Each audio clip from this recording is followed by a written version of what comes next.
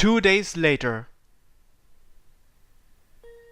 The evacuation finishes. All the TVs and radios are long dead. We can't find any new posts on the internet either. The green has probably covered everything. Most of Kasamatsuri has disappeared already. It's a literal sea of vegetation now. All that remain are a couple dozen employees who helped with the last of the evacuation. We've decided to go to the shelter after all. I see. I'm glad to hear that. It just feels wrong to throw away our lives now. Well, there's also the fact that I don't really want to die. Everyone laughs. It is still unnatural for humans to simply accept death. Maybe if your ideals brought you to some kind of enlightenment, you could do it. But after helping to save so many lives, it's impossible to stay enlightened. Being in contact with other lives does that to you. Tennoji-kun, come with us. I really do think you should survive this. There isn't much time left to look for Akane. The world might be completely covered in green tomorrow. Will I never see her again? Will I never talk to her again? My chest feels tight. I want to scream. My feelings swirl around uncontrollably and my closed eyelids quiver as if they are not my own. I really can't accept this. If we could have just talked a little more. My reluctance remains stuck in my throat. Okay, I'll go. Everyone around me looks relieved. We understand how you feel. It's nice being surrounded by other sinners.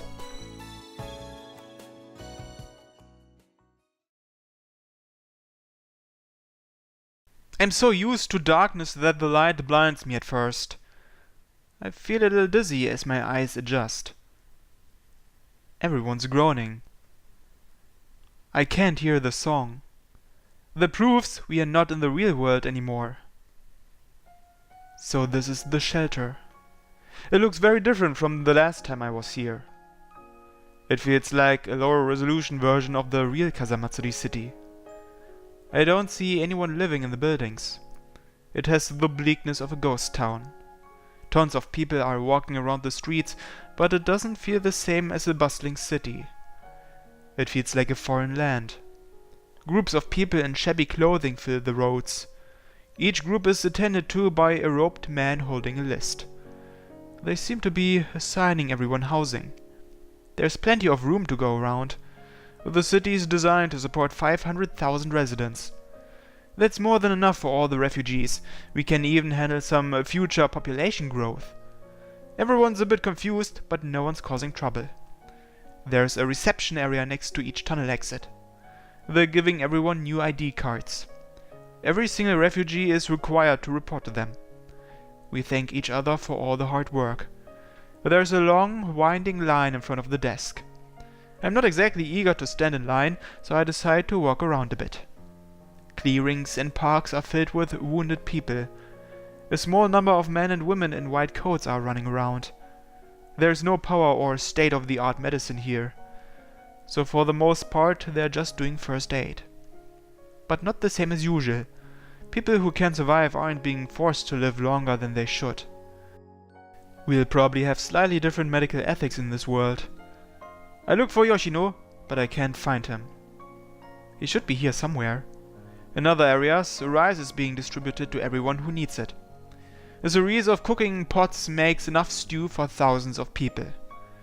This world is a closed space, like a piece of the globe cut out and removed from the rest. I've been told we have the same ecosystem here as on the surface. There are vast fields of grain outside Kasamatsuri city. They're here too, even the mountains and rivers beyond them are visible. Apparently it took the lives of tens of thousands of summoners to make all this. They stabilized this environment by filling it with invisible life energy. There's no sun or moon here. Instead, the clouds drifting overhead give off their own gentle light. When necessary, they give off heat and wind to support the local environment. This place doesn't have much resistance to environmental destruction. We can't afford to let anyone dump toxins in the forest. Any large-scale use of fire could also be catastrophic. Much of modern science can't be pursued without similar risks. We can only use just enough of the resources here to keep ourselves alive. We'll probably avoid cooking with fire in the future. In time, it won't be a normal thing anymore. Eventually, it'll be something we do only on special occasions. But it's not like that yet. One of the girls with an armband saying "Food distributor" comes up to me holding bread and a bowl of stew. Do I look that exhausted? Nah, I'm fine. Give it to someone who needs it. She runs off. I still have some candy in my pocket. As I walk around, I sometimes get dizzy from low blood sugar. I carry these around to help deal with that. I put the last one in my mouth. I look for somewhere to throw away the wrapper, then realize something. I shouldn't have brought this in here. There's no way for us to dispose of vinyl or cellophane anymore. We'll never be able to get mass-produced candies like this either. I stick the wrapper in my pocket. The road in front of the train station has a huge collection of supplies. Medical supplies and other necessities. Things we won't be able to make ourselves anymore. There are more people in ropes here. They must be acting as guards. Apparently, they are all first-class summoners, meaning they are part of Gaia. The kind of people who can't handle normal life. Now they can't even return to the planet and have to help us survive down here. How do they feel about this? The least I can do is stay out of their way. I head somewhere else before they start to wonder why I'm here. For some reason, I walk to school. There's almost no one around. If I'd lived a normal life, I would have graduated from here. It doesn't really feel nostalgic, just a relic of the distant past. I see a familiar flying in the sky. Probably a messenger. We won't be able to use cell phones here. I bet a lot of people brought their phones out of habit. Cell phones have a lot of valuable metals in them. If we recycle them properly, we might be able to make something useful. But that's for later. I walk to Gaia's HQ. What the? This is the other part of the observer tree. But in this world it's grown larger than Jack's beanstalk. It's shooting up to the heavens. Its trunk looks like it's flickering, but that's probably because it's trying to prevent me from recognizing it. I can still see it. It's over 800 meters tall. I think I can see structures being supported by its branches. Hallways. It hits me. She's in the sky. There. Akane is up there. Even if she isn't, I have to check. My feelings begin boiling again. I'm filled with the urge to rush madly forward. I still can't accept it. I'll never accept not seeing Akane again. There's so much we still haven't done. Roped men surround the facility. This area is restricted. They tell me I can't go through here. I don't want to fight them. I head for a nearby garage. There are lots of refugees in here. Everyone who's finished waiting in line for their ID is just sitting around with nothing to do. I slip by them and into one of the tunnels. If the layout's the same as in the real world... Hey, what are you... Forgot something inside? He scolds me. Hopefully that'll keep him from suspecting me. I find the tunnel that should connect to the HQ. Wait right there. My body feels light, as if I was never exhausted at all. Something's approaching me. I can hear their footsteps behind me. 2 4-legged animals, so probably hounds. They're going to catch me sooner or later. I may as well get rid of them here. I stop and listen to the 2 sets of footsteps approach me. Now. I step forward and swing my arm, like throwing a baseball. Blades of Aurora out the 2 dogs' heads into slivers. I run through the darkness and approach the basement. I sense 3 hounds ahead of me. They're coming towards me, changing their positions as they run. I can beat them of course, but it's still nerve-wracking when they leap towards me. The last one turns to dust. Phew.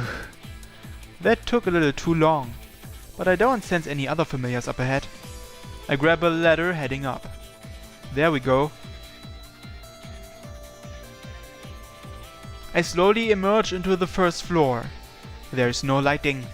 Much of the area is filled up by the tree. I take the emergency stairs up to the top floor. The roof access is filled in, just like in the other world. I head outside. Unlike in the other world, there is a way to get to the roof from here. This observer and the one in the other world's control room are one and the same. Which means I climb up to the roof. It really is like Jack's beanstalk. There's plenty of gaps inside the tree. The inside is like a spiral staircase up to the clouds. It's certainly possible to make a tree familiar with this structure. The space inside is cramped. It's only just big enough for someone to walk up. I start climbing. There's nothing especially difficult about this. I run up at almost full speed. Suddenly, I find a hallway branching out from the spiral. It's just a simple suspension bridge with a paper-thin roof, but it extends between branches. I think I've reached the top. I head down that hallway and find more stairs. I climb them and reach another hallway. I end up in a large open area with pots containing food and other supplies. It seems like someone could live here temporarily, but I still haven't seen any people. I keep going. I reach a final flight of stairs. When I reach the top, I can't believe my eyes or ears.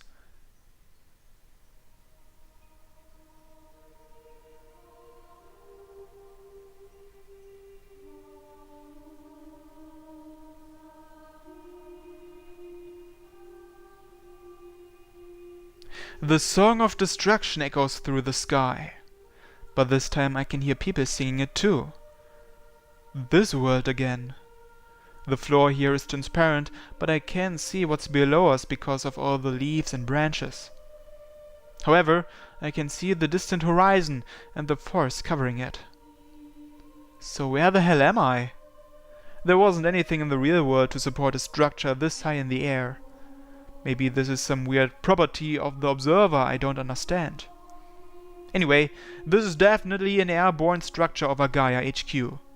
If the observer in the shelter is crossing dimensions to hold this thing up, then that means it's impossible to get here without first going down into the shelter. From 800 meters in the air, Kasamatsuri looks more black than green. This is what a real forest looks like. The only beautiful green forests are ones we've tamed. Nature is filthy and ugly. The city is sinking into a sea of trees like dirty mud. I look toward them. Toward the group of singers standing atop the altar. They're standing in a circle, facing outward. But the circle has a lot of holes. There aren't many of them left. It should take over 100 people to complete that circle. Now I only see 30 or 40. I haven't heard her voice in such a long time, it numbs my heart. I want to run up to her and hold her, but something stops me.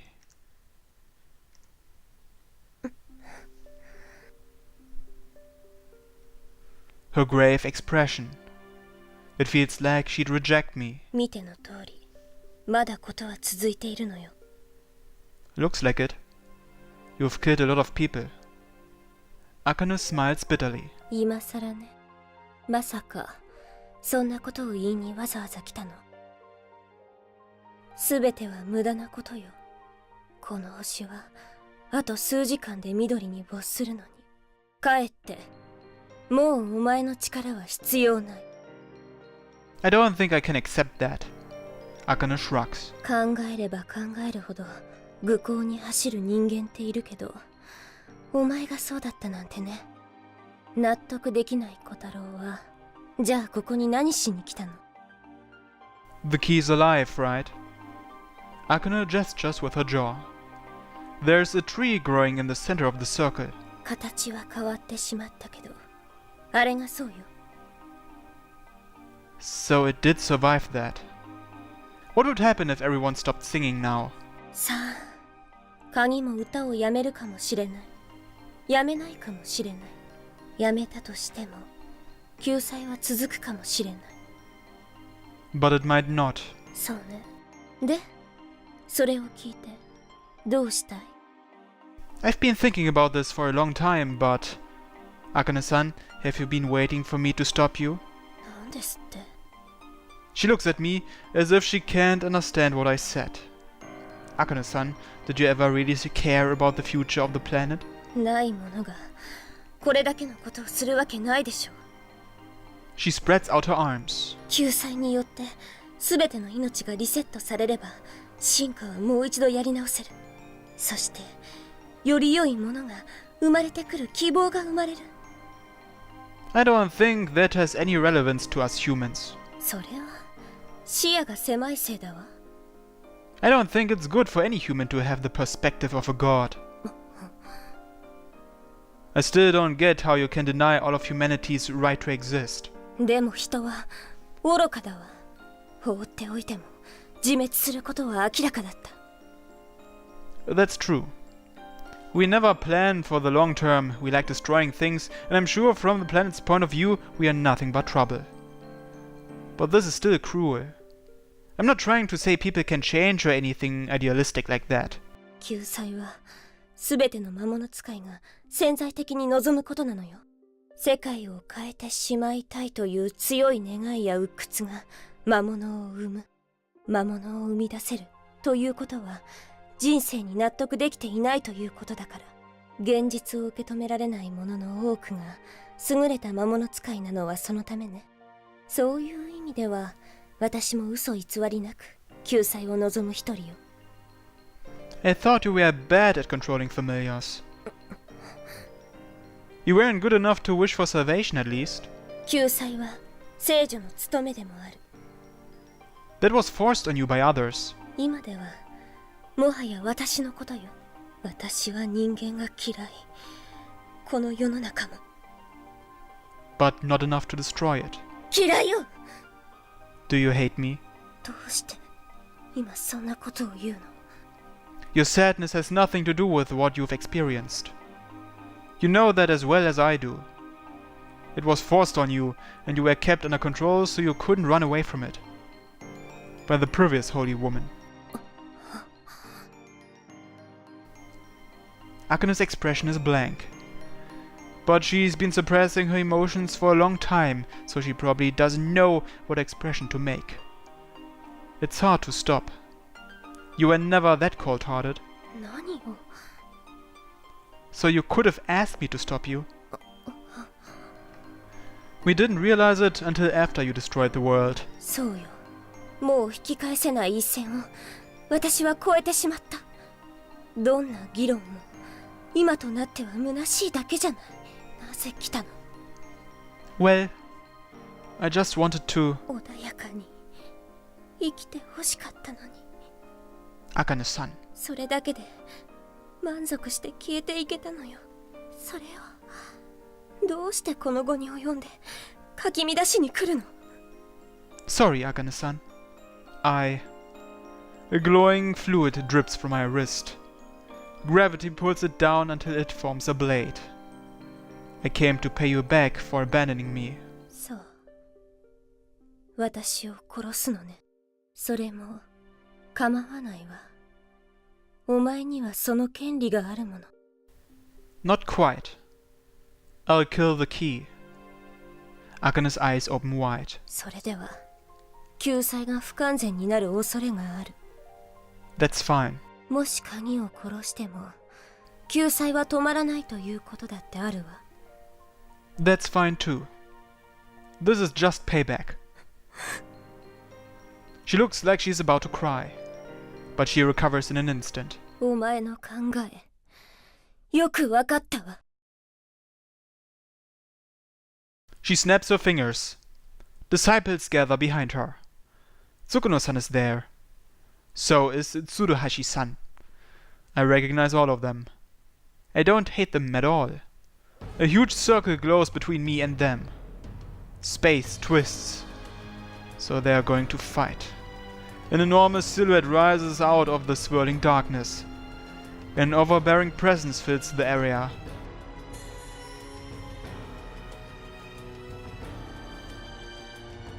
The most powerful familiar the disciples have, the Earth Dragon. The creature Gaia has worshipped and relied on for centuries. Their strongest ally.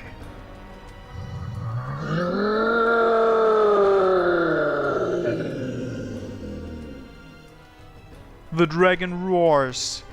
Terror seizes control of me. My body stiffens and my knees shake. 小太郎だけは生きていてほしいと思った。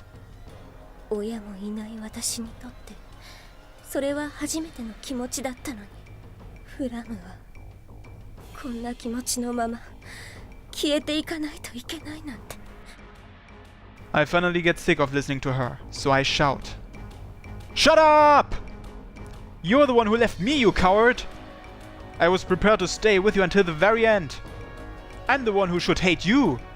だって No buts! I'm never forgiving you for that. I'll get you back for it. I'm going to force you to live the way you hate most. You're going to live the rest of your life as Senri Akane. 何を言って。 Same goes for the rest of you. You're not getting out of this. I'm not letting any of you take the easy way out. Live and suffer! Their faces stiffen. Their lives have always been filled with suffering, so those words probably hit hard. Their hatred fills the dragon. I hold up my blades. Now, go. Save them. Passion spurs me onward. The time has come for me to burn through all the fuel I have. I'm challenging a monster. I'm not afraid, but I have no hope either. Every moment is a series of doubts. I can't understand why I'm still alive. I could die at any moment. The dragon is more than powerful enough to instantly kill me at any time. But I don't feel like I'm fighting a powerful foe at all. It just feels like I'm arguing with Akane. So I don't think about tactics or timing or anything. I just let my feelings control me. I mow the way I want. Fangs approach. I swing my blades. Sparks fly as the dragon's mouth veers to one side. In terms of body mass, I'm a grain of sand fighting a boulder. Every time it approaches, it could easily crush me into oblivion, but I force it back with sheer fury. I'm pushing all the way down on the accelerator. I rewrite myself every second. I chip away at my own life every second. In exchange, I live for another second. My blades shatter, I remake them. Sharper this time. That's what I want. But won't they be easier to break? Not a problem. Every time I attack, my blades bounce off, knocking me back. Its defense is overwhelming. Simpler this time. But they won't be as flexible. Ignore that. I continue rewriting. Over and over and over again. My blade changes shape. Its tail rushes toward me like a brick wall. Guardian's hunters were torn apart by this attack. I smack it with my sharp, simple blade. The blade shatters, and I'm thrown back. The tail passes just over my nose. It's still not cutting through. Will you ever need to cut anything else again? No! I continue searching for the right form. Superhumans are all like this. They become stronger by seeking out wider applications for the techniques they have. Eventually, they make their powers so efficient they feel like magic. That's how you win wars. A different kind of evolution taking place outside of genetics. But it's not enough to kill this dragon. Humanity has no memories of hunting dragons, because these creatures were already extinct when humanity was born.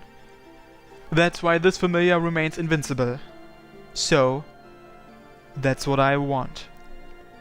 You want what? My beasts will find the answer. I'll just use natural selection. Numbers. That's what I want. My Aurora beast shakes with ecstasy, splits into 1,000 blades, then comes back into my hand. I'm not sure if it cut 1,000 times or just once with all 1,000 blades. Anyway, I tried 1,000 possible combinations. Each blade has its own unique traits, but they're primitive and unrefined. 999 of the blades break without doing any damage, but just one of them manages to graze the dragon's skin. I use that one for the next generation. That one blade begets another 1,000, each with slight changes. This time 2 of my blades do very slight damage. I use them. Only the fittest have the right to survive and multiply. Until enough generations pass, an endless moment passes. One of my countless blades cuts through the dragon's fang. Let's keep going. This is only the first step. I keep refining it. I continue the endless process of simulated evolution. Evolution doesn't always produce superior individuals. It just lets those who happen to be born with the right genes live. A war with the Earth Dragon. Evolving specifically to win this one fight is going to make my power completely useless for anything else. A simple destructive force like this has no other use. Just like the ancient dragon itself. I consume my own life as if it's a pouring out of a faucet. I use in 3 minutes what would normally last 30 years. Most of my blades are like bolts of lightning now. They can cut slightly into the dragon's skin and they don't break easily. They're getting better at damaging this dragon. Just a little more. And they won't be able to cut anything other this dragon. Just a little more. And I'll reach Akane. At the end of this lengthy journey, at the pinnacle of this irreversible evolutionary path, my blade resembles a piece of cloth. A little like the key's ribbons. My blade flutters, as if it was hanging down from the sky, and I cut it. But there's nothing else I can produce anymore. I have to fight with this. The dragon's tail shoots forward. If I can't block this, I'll die. A miracle surges out from my wrist. Under a multicolored sky, with a song of destruction in my ears, I swing a fluttering sword. As if the northern lights themselves came down from the sky. It's beautiful, but hard to say how tough it is. Will it work? Will I be alive in another second? Let's find out. Let's learn from all the other lives. Something gigantic floats through the sky.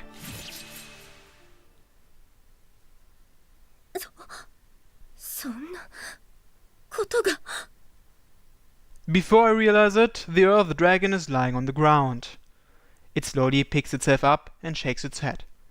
Apparently that cloth blade was able to deflect its attack. The dragon groans as it stands up.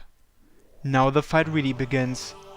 I slice, deflect, parry. Even I don't know what I'm going to do next. I just move without thinking. I forget about how small and weak I am and cut into the dragon. My aurora flutters, sometimes as a sword, sometimes as armor to protect me. We look like we are fighting on equal ground, but I definitely don't have the advantage. I'm just a single human. I had to take on incalculable risks to make this fight possible and pay a tremendous price. And still, some of its attacks are more powerful than mine. I take a blow to the head and fly to one side. I quickly pull myself up. I move back before it can attack me again. I'm not out of life yet. I can keep going. Akane! I shout as I fight. Atone for your sins! Human morals don't matter anymore. But she has to atone for this, in order to live as a human among other humans.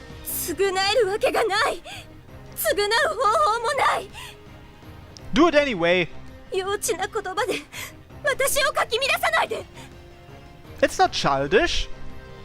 Atonement is the only way to save them.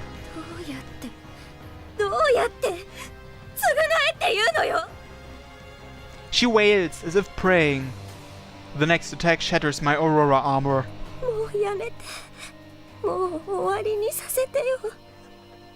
She's incapable of living on her own, yet she grew tired of living. Now she falls to her knees. That's partly my fault. So I decided to stay with her.